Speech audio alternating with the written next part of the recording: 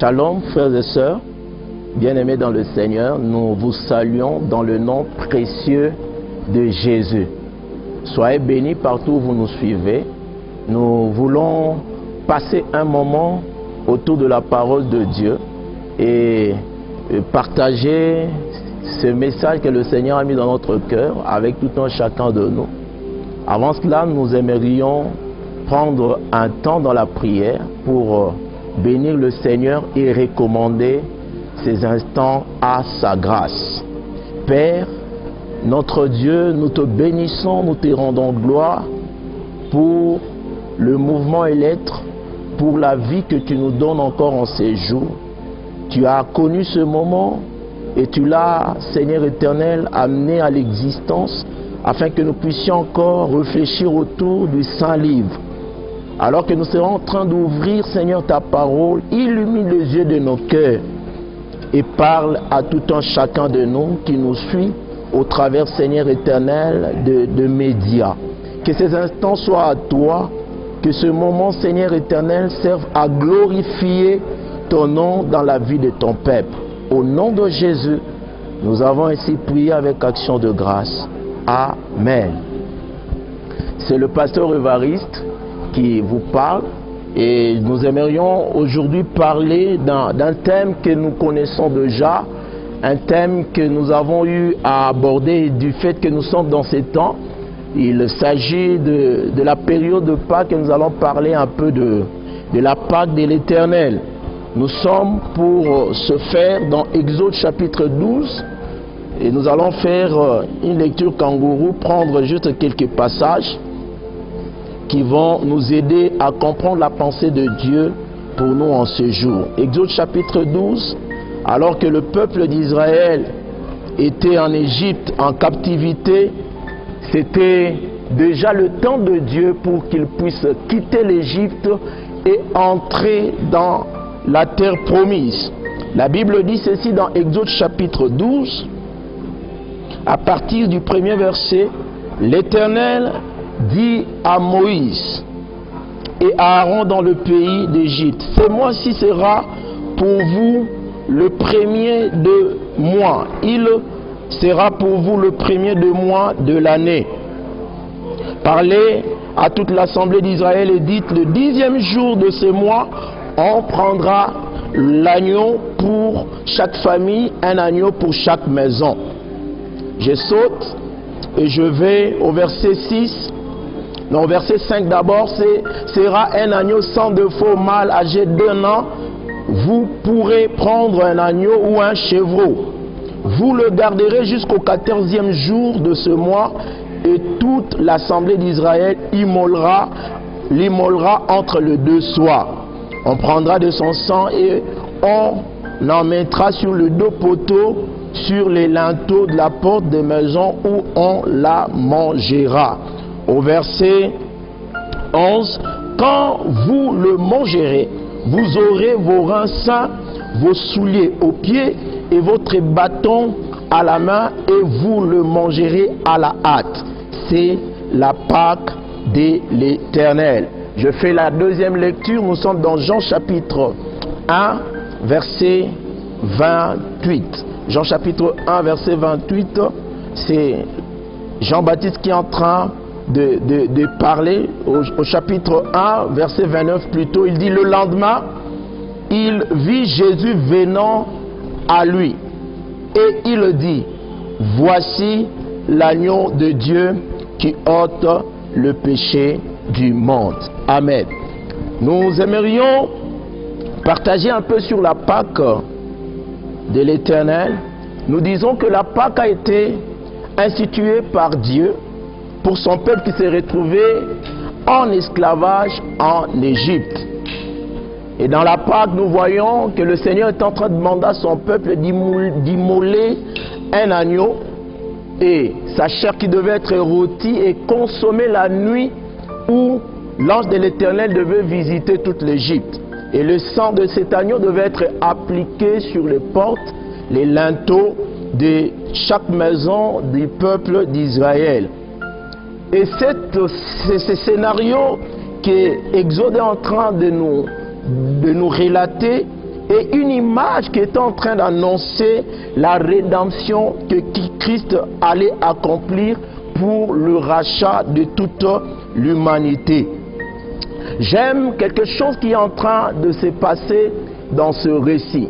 Le Seigneur donne des ordres précis par rapport à comment devaient se faire les choses.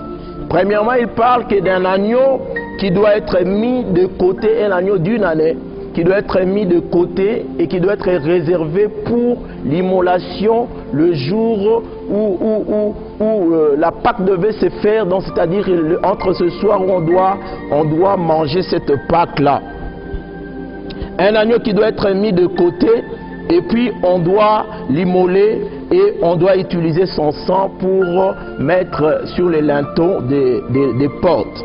J'aimerais juste faire un rapprochement et comprendre un peu les pas que nous sommes appelés à faire pour bénéficier des retombées de l'œuvre de la croix. Ici, qu'est-ce que j'aimerais dire au peuple de Dieu? Que Dieu voulait libérer son peuple, Dieu voulait délivrer son peuple de l'esclavage de l'Égypte, de l'esclavage de Pharaon. Mais pour ce faire, le peuple devait respecter un type de choses. Il devait respecter un processus pour jouir de cette liberté. Il en est de même aussi pour nous en tant qu'enfants de Dieu ou en tant qu'hommes, en tant que personnes vivant sous ce soleil, pour jouir de la liberté que le Seigneur est en train de nous accorder en la personne de Jésus. Il y a des pas que nous sommes appelés à faire. La première des choses que Dieu demandait au peuple de faire, c'était de prendre l'agneau et de le mettre à côté. Qu'est-ce que cela veut dire simplement? Prendre l'agneau veut tout simplement dire établir un contact avec l'agneau. On peut rentrer dans ce contexte et voir comment le peuple pouvait avoir un grand nombre de bêtes qu'ils étaient en train d'élever. Mais l'agneau qui était préparé pour la Pâque devait être choisi dans le troupeau avant le jour de l'immolation et être mis de côté. C'était simplement pour pouvoir le distinguer de toute la troupe. Il devait être mis de côté. Et c'est ce que Jean est en train de nous rappeler en identifiant Jésus, en disant au peuple, voici l'agneau que Dieu avait déjà mis de côté. L'agneau sur lequel le regard de tout le monde doit se focaliser. Et ce qui s'est passé, quand on mettait l'agneau de côté, en réalité toute la maison était informée qu'il s'agissait de cet agneau qui doit être immolé. Et le regard n'était plus posé sur tous les autres agneaux, mais il y avait un agneau qui était détaché de toute la troupe. Et c'est cet agneau-là que tout devait se passer. Ainsi, Christ est pour nous comme cet agneau qui a été mis à part avant même la fondation du monde et que c'est par lui que devait venir la délivrance et le salut. La première des choses que nous sommes appelés à faire pour jouir et bénéficier de résultats, de l'immolation des résultats de l'œuvre de la croix, c'est d'établir le contact avec l'agneau, établir le contact avec le Seigneur. Et quand je parle d'établir le contact avec le Seigneur, c'est simplement la foi que je suis en train de mettre en exergue.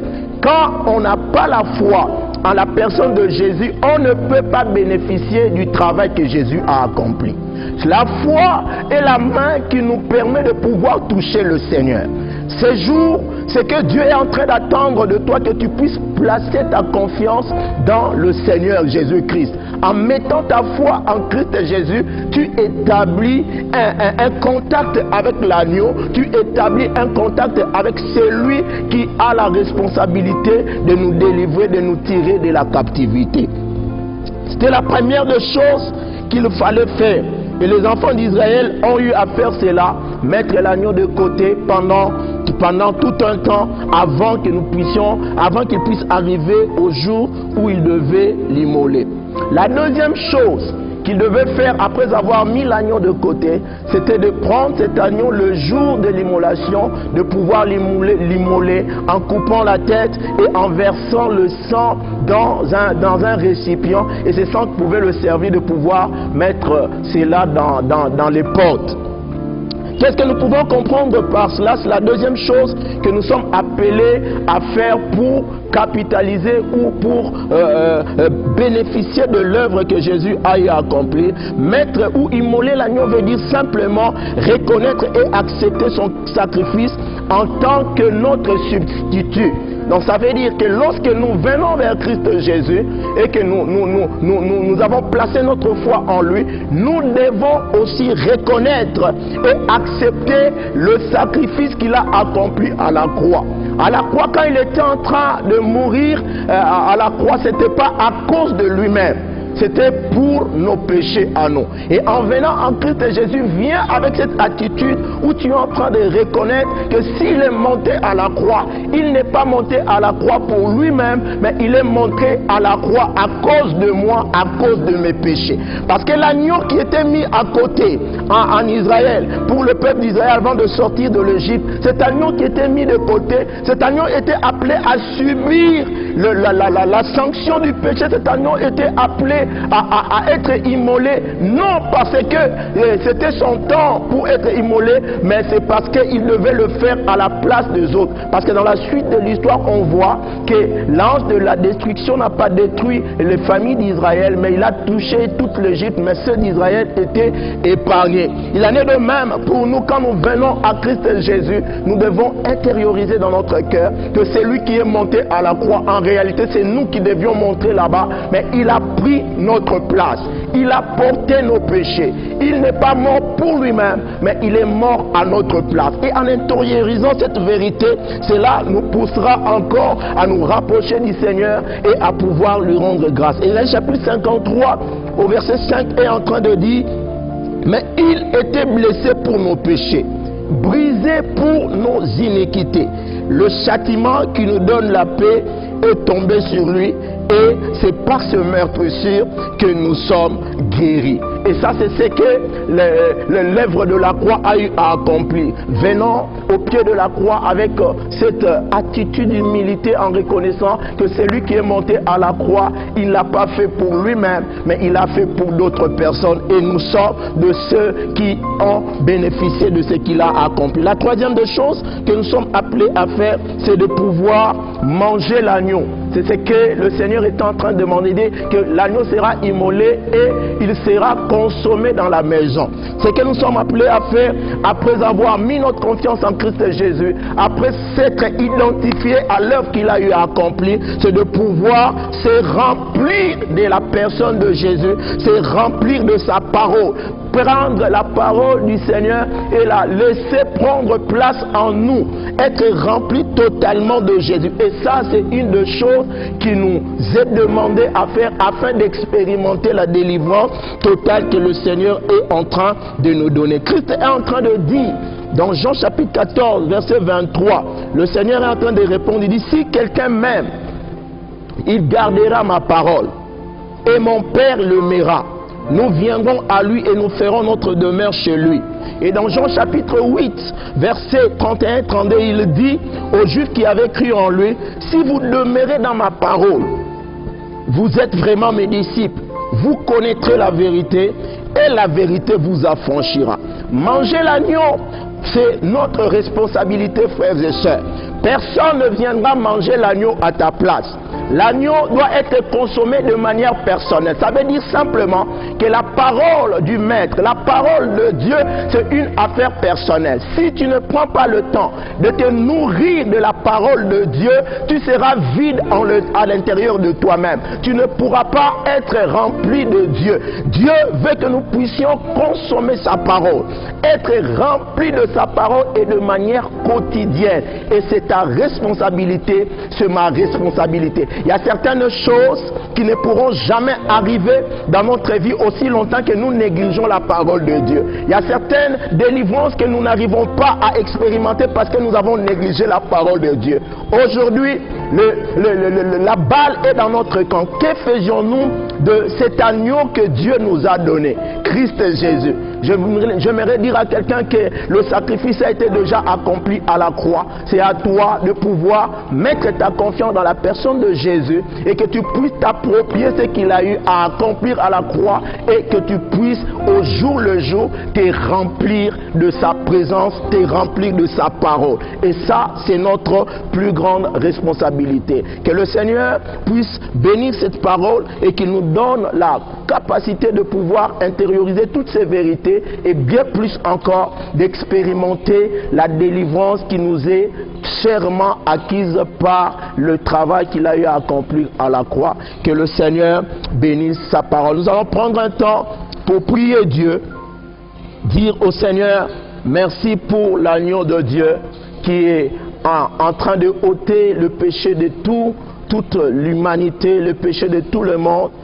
Et nous allons aussi prier le Seigneur pour qu'il puisse nous faire grâce à pouvoir saisir le Seigneur, à pouvoir être avec lui, marcher avec lui et nous remplir encore de sa parole. J'aimerais prier avec toi, toi qui me suis en ces moments. Seigneur éternel notre Dieu, nous te bénissons, nous te rendons gloire pour l'œuvre que tu as accomplie à la croix. Seigneur, tu es venu, toi l'agneau de Dieu, afin de pouvoir nous libérer de l'esclavage du péché. Comme Israël en Égypte, qui était esclave de Pharaon, Seigneur, nous, toute l'humanité entière, était esclave du péché. Mais le salut et la délivrance se trouvent dans la personne de Jésus. Merci parce que tu as accepté de prendre ma place à la croix et d'être un substitut pour moi. C'est moi qui ai péché, mais toi tu as accepté, Seigneur éternel, de prendre ma place afin que moi je sois libre. Merci pour cette œuvre que tu as accomplie pour moi. Seigneur, j'aimerais prier encore pour tout un chacun de nous. Tu nous as encore expliqué pendant ce moment que c'est de notre responsabilité de placer notre foi en la personne de Jésus, de pouvoir, Seigneur éternel, nous approprier ce qu'il a eu à accomplir à la croix et de nous remplir de sa parole. Seigneur, viens aider tout un chacun de nous. Nous avons besoin de ta grâce au jour le jour, en méditant le Saint-Livre, en laissant ta parole prendre place dans notre cœur, afin d'expérimenter la délivrance de tous côtés, d'expérimenter, Seigneur éternel, la liberté de tous côtés. Que cette grâce soit accordée à tout un chacun de nous, que chaque jour, que nous puissions consommer ta parole et laisser Christ prendre totalement sa place en nous. Que ton nom soit béni, parce que je sais que tu es en train de nous soutenir. À toi la gloire pour le siècle de siècles. Au nom de Jésus, nous avons ainsi prié. Amen. Que le Seigneur vous bénisse.